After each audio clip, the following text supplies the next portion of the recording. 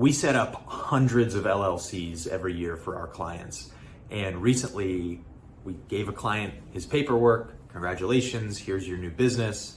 And he said, but what does this mean? And it kind of struck me that we do so much of this work. We're so familiar with LLCs and how they operate and what it means that it kind of made sense to slow down a little bit and stop and explain it to this client.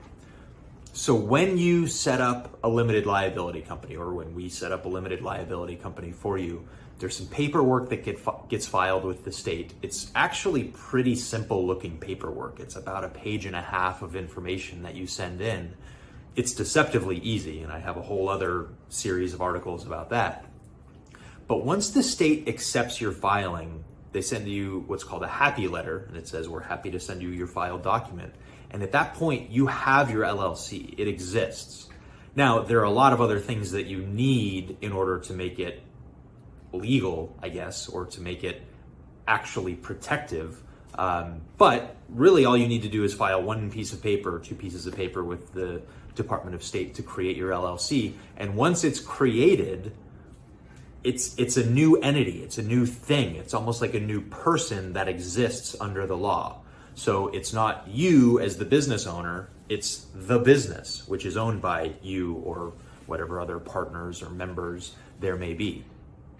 And that's why you should also get an EIN with your LLC, an employee identification number. This is like a social security number for your business. So your EIN is a new entity, a new person under the law, and the LLC gets its EIN, which is like its social security number. And then there's all the paperwork that you need, like an operating agreement or maybe a buy-sell agreement that spells out how the business gets run.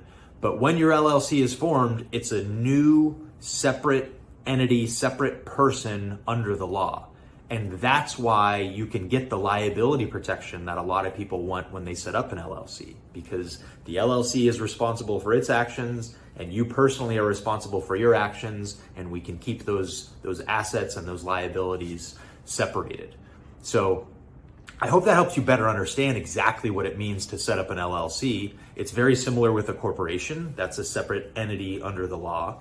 But something like a sole proprietorship isn't. A sole proprietorship is just a single individual doing business. There is no separate person under the eyes of the law. So that's why LLCs are so popular. That's what it means when an LLC is set up. And if you have any more questions, please feel free to reach out to us.